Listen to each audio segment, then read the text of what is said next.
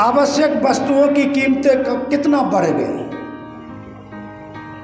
एक तरफ महंगाई बहुत बढ़ रही है, दूसरी तरफ छटनी बढ़ रही है, तीसरी तरफ वेतन की कटौती हो रही है।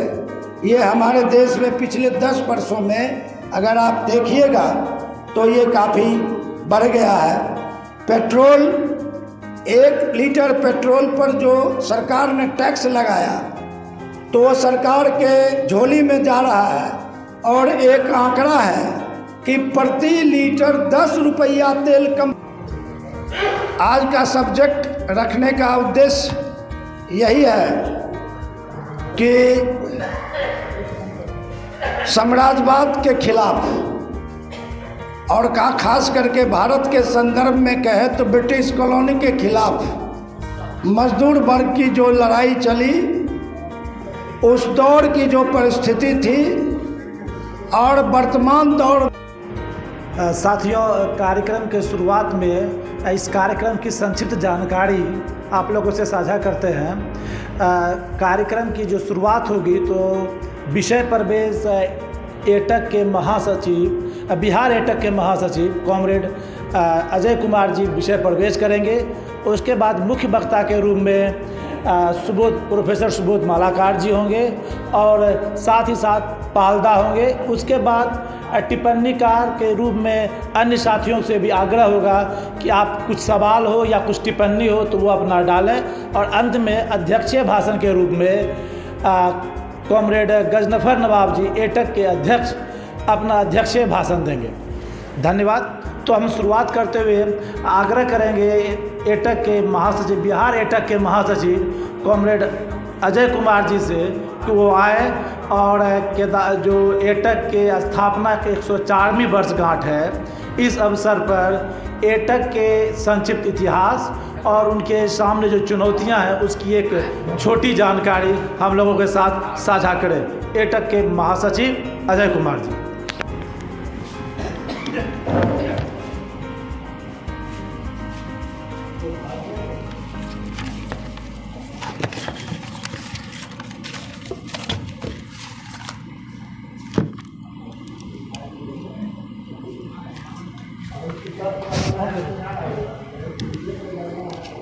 कॉमरेड अध्यक्ष एवं साथियों, जैसा कि आपको बताया गया कि AITC की स्थापना आज ही के तारीख 31 अक्टूबर 1920 को हुई थी। यह 104वां स्थापना दिवस है। जैसा कि विषय है अंतर्राष्ट्रीय एवं राष्ट्रीय परिप्रेक्ष्य एटक के समक्ष चुनौतियाँ, तो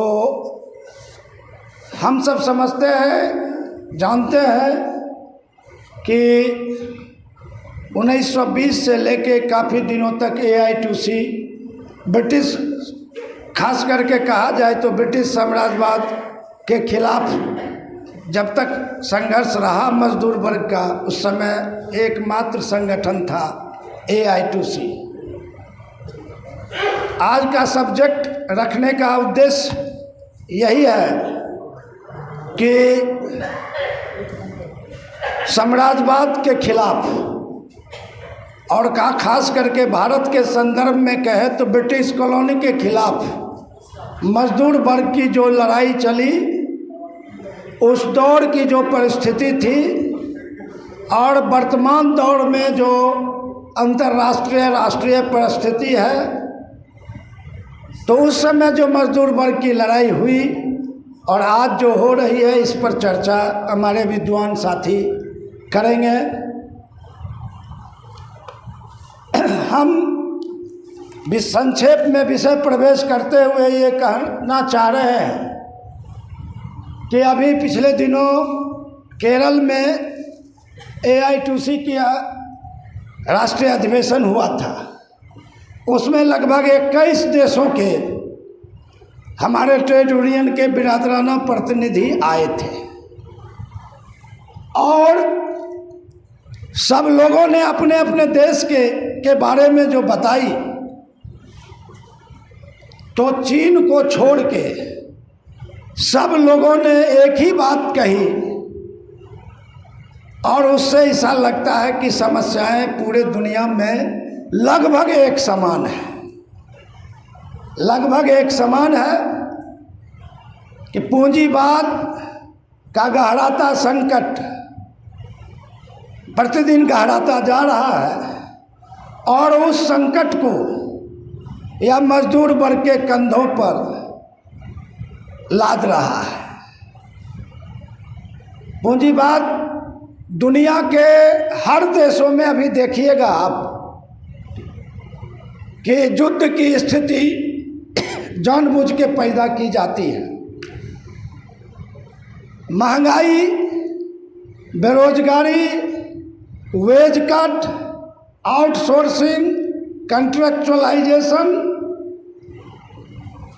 ये सारे दुनिया में ये परिस्थिति बन गई है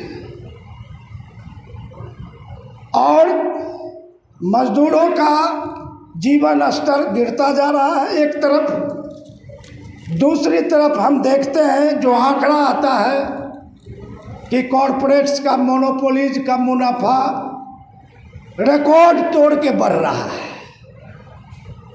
ये रिकॉर्ड तोड़ के बढ़ रहा है कॉरपोरेट का और मोनोपोलीज का मुनाफा, और दूसरी तरफ मजदूर वर्ग का जीवन स्तर काफ़ी प्रतिदिन गिरता जा रहा है।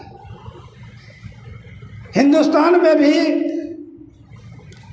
पेंशन खत्म किया गया और कई दुनिया में कई देशों में पेंशन खत्म किया गया।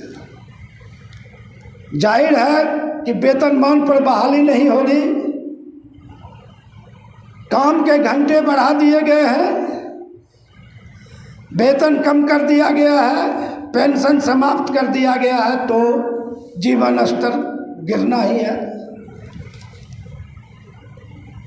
तो ऐसी स्थिति में जो जनता के बीच, मजदूरों के बीच जो असंतोष पैदा होता है, उसको छद्म देशभक्ति राष्ट्रवाद के नाम पर युद्ध को एक युद्ध की परिस्थिति तैयार की जाती है। और जब किसी भी देश में जो युद्ध होता है उसमें सबसे ज़्यादा भुक्तभोगी वर्किंग क्लास ही होता है। एक पेंडेमिक आया कोरोना, हम आप सबको ही जानते हैं कि विश्वव्यापी महामारी थी। इसमें भी लाखों छोटे कारखाने बंद हुए, न सिर्फ हिंदुस्तान में बल्कि दुनिया के अन्य देशों में भी कई लोगों की नौकरियां गई, किसानों की आमदनी घटी। लेकिन हम आप जानते हैं कि सिर्फ हिंदुस्तान में इस अवधि में 42 नए अरबपति पैदा हुए। तो पूंजीवाद अपने संकट से उबरने के लिए हर अवसर का इस्तेमाल कर रहा है और मजदूर वर्ग को हाशिए पर ढकेल रहा है।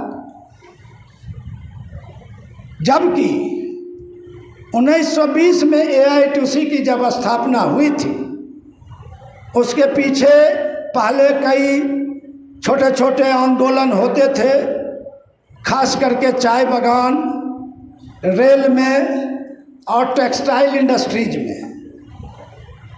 लेकिन कोई संगठित राष्ट्रीय स्तर का संगठन नहीं था और आज़ादी की भी लड़ाई चल रही थी। तो उस समय के स्वतंत्रता सेनानियों ने भी महसूस किया था कि एक बड़ा तबका जो मजदूर वर्ग है, जिसको संगठित कर आंदोलन, आज़ादी की आंदोलन में इसको इन्वॉल्व किया जाए। दूसरा एक कारण था कि 1919 में इंटरनेशनल लेबर ऑर्गेनाइजेशन की स्थापना हुई थी, ILO की। वो ट्राइपार्टाइट बॉडी था, हिंदुस्तान से मजदूरों का भी प्रतिनिधित्व होना चाहिए था। एक वो कारण भी था जो AITC की स्थापना हुई। जैसा कि अभी झंडा गीत गाने वाले आनंद शर्मा ने कहा कि इसका प्रथम अध्यक्ष थे लाला लाजपत राय। तो वो एक स्वतंत्रता संघर्ष के अगुआ दस्ता के नेता थे। उस समय जबकि हमारे देश में फिरंगियों के का शासन था, कहा जाता है कि दुनिया के अधिकांश हिस्सों में उसका साम्राज्य था। उस साम्राज्य से लड़के मजदूरों ने कई कानून हासिल किए, मजदूरों ने अपना कई अधिकार हासिल किए। ट्रेड यूनियन बनाने का अधिकार, वेतन पाने का अधिकार, मैटरनिटी बेनिफिट का राइट, न्यूनतम वेतन, ये सारे, और फैक्ट्री एक्ट और इंडस्ट्रियल डिस्प्यूट एक्ट, जिस इंडस्ट्रियल डिस्प्यूट के एक्ट के तहत मजदूरों को आंदोलन करने का, हड़ताल करने का, धरना प्रदर्शन करने का अधिकार मिला था। सोशल सिक्योरिटीज के कई कानून बने थे सामाजिक सुरक्षा के। साथ ही साथ मजदूरों ने अपने हितों की लड़ाई तो लड़ी ही, देश की आज़ादी की भी लड़ाई बढ़ चढ़कर हिस्सा ली। एटक के स्थापना के बाद दूसरा उसका जो राष्ट्रीय अधिवेशन हुआ, यही जो पुराने बिहार आज झारखंड है, झरिया में हुआ था 1921 में। और उसमें एटक ने एक प्रस्ताव पारित किया था कि हमें आज़ादी, पूर्ण आज़ादी की मांग करनी चाहिए। AITUC ने उस समय अपने पूर्ण आज़ादी के मांग का अपने सम्मेलन में प्रस्ताव पारित किया था। मजदूर वर्ग सिर्फ अपनी वेतन भत्ता की लड़ाई नहीं लड़ रहा था, वह आज़ादी की लड़ाई में भी बढ़ चढ़कर हिस्सा ले रहा था। 1929 में जब कलकत्ता में कांग्रेस का अधिवेशन हो रहा था, तो AITC ने कॉल दिया और AITC के कॉल पर लाखों मजदूर उस कॉन्फ्रेंस हॉल के बाहर जमा हुए और डिमांड किए कि इस अधिवेशन में कांग्रेस पारित करे कि हम पूर्ण स्वराज चाहिए हमें। और उसको संबोधित किया था सुभाष चंद्र बोस बाहर आए और उन्होंने कहा कि अब प्रस्ताव पारित किया जाएगा। तब वो जुलूस वहाँ से अपने अपने गंतव्य की ओर लौटी थी। तो इसका उल्लेख करने का है कि जब जब साम्राज्यवादी हुकूमत का जुल्म बढ़ा है, मजदूर वर्ग ने अपनी लड़ाई तेज की है, और न सिर्फ अपने हकों के लिए लड़ाई, बल्कि साम्राज्यवाद के खिलाफ भी लड़ाई मजदूर वर्ग ने तेज बढ़ाया है। काम करने का, जीवन यापन का जो स्तर गिर रहा है, पूंजीवाद अपने संकट से उबरने के लिए विश्व को युद्ध में जो झोंक रहा है, आप इसको देख सकते हैं, जिसे आप स्पष्ट रूप से आप समझ सकते हैं कि अभी फिलिस्तीन का युद्ध चल रहा है, यूक्रेन और रूस का युद्ध भी अभी भी चल रहा है, Iraq, Afghanistan, Libya, Yugoslavia, Cyprus में जो घटनाएं घट रही हैं, अगर हम उस पर नज़र डालें तो ये सारे पूंजीवादी साम्राज्यवादी शक्तियों का ही षड्यंत्र के जगह, धर्म के नाम पर, क्षेत्र के नाम पर, भूभाग के नाम पर, तेल के क्षेत्र को कब्जा करने के लिए, खनिज को कब्जा करने के लिए यह लड़ाई को किया जा रहा है। और इसमें सबसे ज़्यादा भुक्तभोगी मजदूर वर्ग हो रहा है।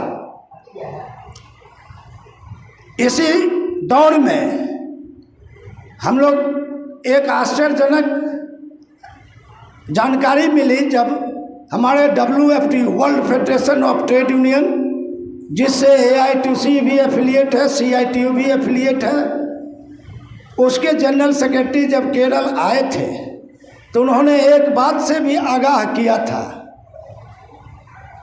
कि मजदूर वर्ग को जो इन हमलों के अलावे जो पूंजी है और जो नियोक्ता है, वो करप्शन और मैनिपुलेशन की भी नीति चलाना चलाते हैं और उसमें ट्रेड यूनियन लीडर को भी फंसाते हैं। और आपको जान के हैरानी होगी कि जिस तरह से WFTU है, उसी तरह से एक इंटरनेशनल ऑर्गेनाइजेशन है,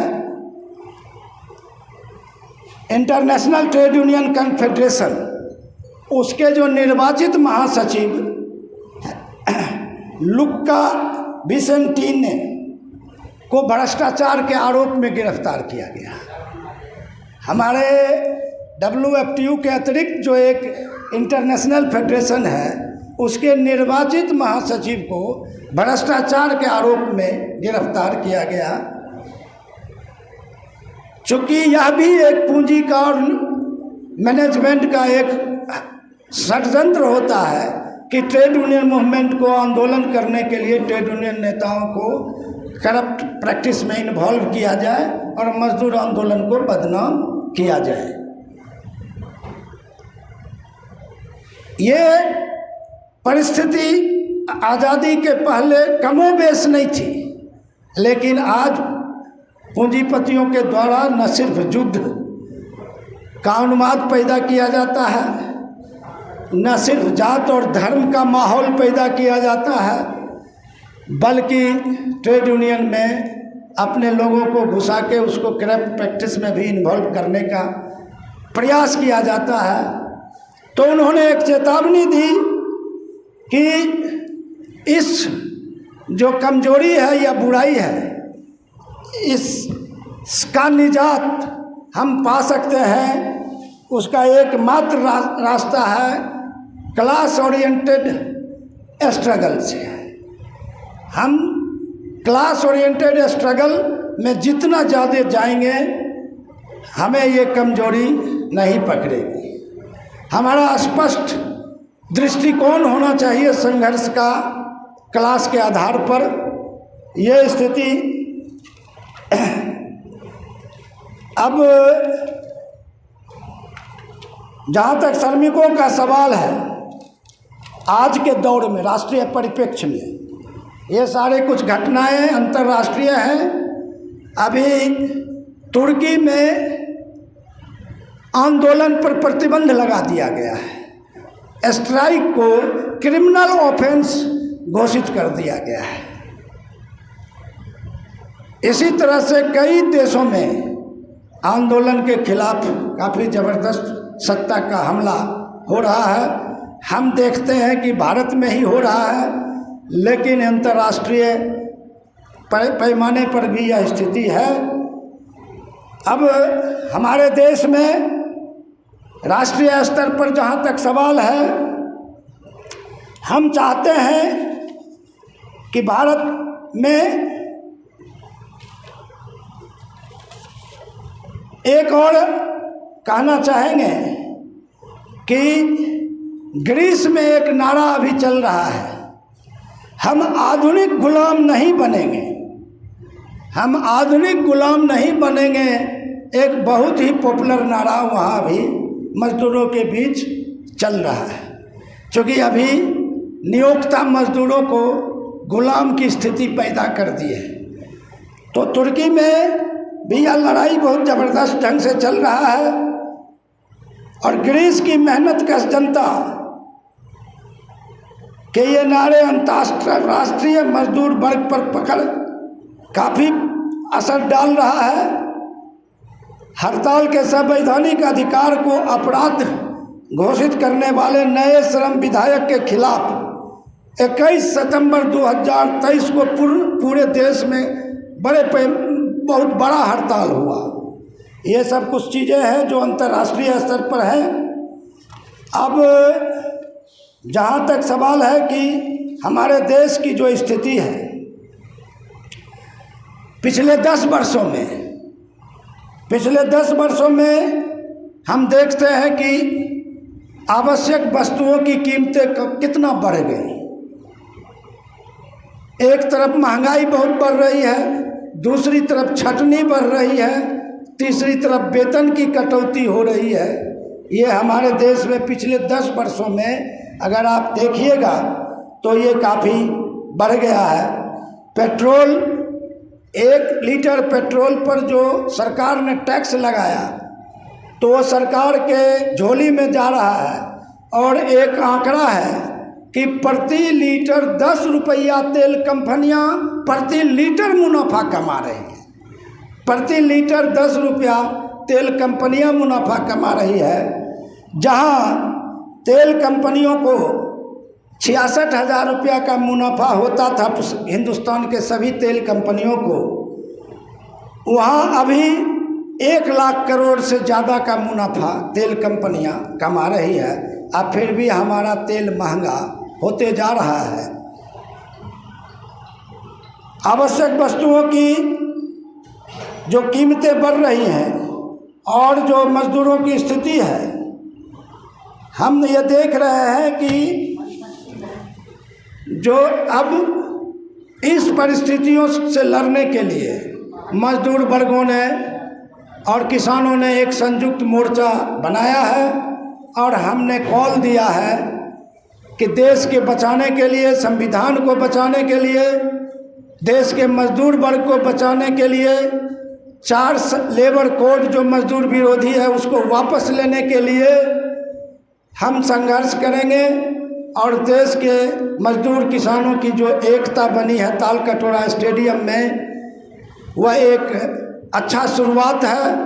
और उसके 3 अक्टूबर को हम लोगों ने पूरे 4000 जगहों पर ट्रेड यूनियन का रिकॉर्ड आया है कि देश के 4000 शहरों में उस दिन विरोध प्रदर्शन किया गया। और अब दूसरा हमारा कॉल है 26, 27, 28 को 72 घंटे का हम महापड़ाव हर राज्य के राजधानी में देने जा रहे हैं। बीजेपी हटाओ देश बचाओ का पहली बार खुला नारा आज़ाद हिंदुस्तान में सरकार के खिलाफ ट्रेड यूनियन और किसानों के संगठन ने दिया है। हम इसको इस रूप में देखते हैं कि जिस तरह से ब्रिटिश कॉलोनी के खिलाफ उस समय के एटक ने कॉल दिया था कि अंग्रेजों भारत छोड़ो, उसी तरह से आज हम इसको देखते हैं कि बीजेपी गद्दी छोड़ो। तो आपको इसलिए समझने की जरूरत है कि उस समय की जो परिस्थिति थी और उस समय जो मजदूर वर्ग ने लड़के आज़ादी की लड़ाई में भी बहुत प्रमुख भूमिका लड़ाई लड़ी और अंग्रेज़ों को भारत छोड़ना पड़ा, उसी तरह से मजदूर किसान लड़ाई लड़के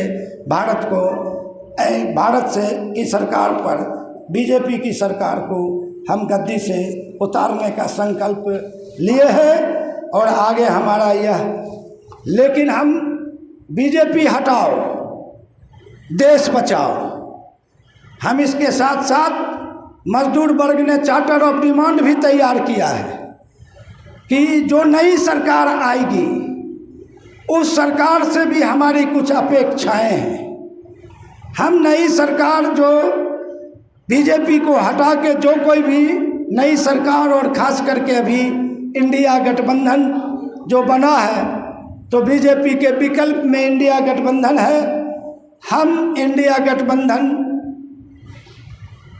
के में जो जितने भी दल हैं उस दल से हम अनुरोध करते हैं, AITUC और सभी सेंट्रल ट्रेड यूनियन और किसान यूनियन ने यह तय किया है और 21 सूत्री डिमांड जो उन्होंने फॉर्मुलेट किया है, वह इंडिया गठबंधन के जितने दल हैं अपने घोषणा पत्र में इसको डालें ताकि हम इस सरकार के खिलाफ लड़ाई में और तेजी लावें।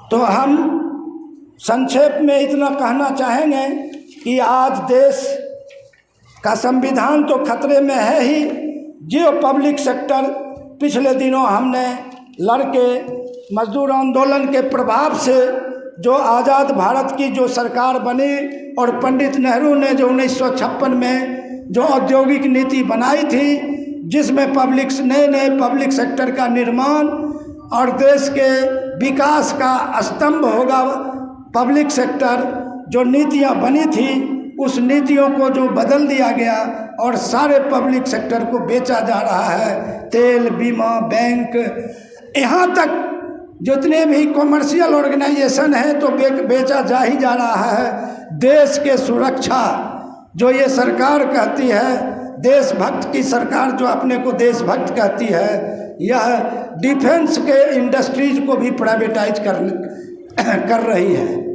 डिफेंस इंडस्ट्रीज के जो 41 इंडस्ट्रीज थे उसको पहले इन लोगों ने कहा कि हम साथ रखेंगे, बाकी उसके बड़े विशाल भूभाग को अपने चहेते अडानी अंबानी को नीलाम करेंगे। और डिफेंस में भी प्राइवेट सेक्टर को इन्होंने इनवाइट किया है। अब डिफेंस जो सेना जो लड़ती है जिस हथियार से, उसके जो पार्ट पुर्जे बनाने वाली कंपनियां हैं उसमें भी छूट ये देने जा रही है। और अब तो नया फैसला लिया है कि अब हम 7 भी नहीं 3 गो का निगमीकरण करेंगे, कॉरपोरेशन बनाएंगे डिफेंस के सारे इंडस्ट्रीज को बेच के। तो यह सुरक्षा के साथ खिलवाड़ होगा। हम आप जानते हैं सब कोई कि प्राइवेट कंपनियां सिर्फ अपने मुनाफे और अपने लाभ के लिए रोजगार करती है। डिफेंस में आएगी तो हमारा डिफेंस का जो इनपुट जो सेक्रेसी है वो उसका क्या होगा, हम इसको समझ सकते हैं। तो ये जो सरकार है वह हमारे सारी संपत्ति जो पब्लिक प्रॉपर्टी है उसको कुछ अपने 2-3 मित्रों में बेच रही है। इसलिए इस सरकार को तो हटाना हमारा मजदूर वर्ग का फौरी कर्तव्य है। साथ ही साथ हमारी अपेक्षा भी है कि जो नई सरकार आवे वो सरकार अपने घोषणा पत्र में जो कुछ हमारे मजदूरों का जो डिमांड है, जैसे बैंक, सामान्य बीमा, LIC, BHEL, कोयला, तेल, बिजली, सड़क परिवहन, हवाई बंदरगाह आदि सभी सार्वजनिक क्षेत्रों के निजीकरण को रोके और उसको मजबूत करे। रक्षा उद्योग को निगमीकरण को वापस करे, DRDO का पुनर्गठन करे, 4 श्रम संहिता वापस ले। इस तरह से जो हमारा 21 सूत्री डिमांड है, BSNL को मजबूत करे। शिक्षा और स्वास्थ्य देखभाल का निजीकरण रोका जाना चाहिए। इस देश के युवाओं की सेना में अग्निवीर के रूप में संविदा भर्ती को ख़त्म किया जाए। आउटसोर्सिंग और संविदा पर रोक लगाई जाए। सरकारी, सार्वजनिक क्षेत्र और निजी क्षेत्र के उद्योगों में प्रशिक्षण को मजबूत करना। केंद्र सरकार के कर्मचारी, इस तरह से जो हमारे मुख्य डिमांड हैं उसको इंडिया के घटक दल अपने घोषणा पत्र में दे। आज AITUC अपने स्थापना दिवस पर इस सेमिनार के माध्यम से मजदूर वर्ग को इस बात का संकल्प देना चाहती है, मैसेज देना चाहती है कि यह सरकार ब्रिटिश कॉलोनी गवर्नमेंट से भी ज़्यादा खतरनाक सरकार है। इसलिए इसको हटाना आज के मजदूर वर्ग का फौरी कर्तव्य है। इन्हीं संक्षिप्त विषय प्रवेश के साथ और इसी विषय पर हमारे 2 विद्वान वक्ता हैं, विस्तार से चर्चा करेंगे और उसके बाद फिर इस पर जिन साथियों को टिप्पणी करनी होगी वो टिप्पणी करेंगे। धन्यवाद।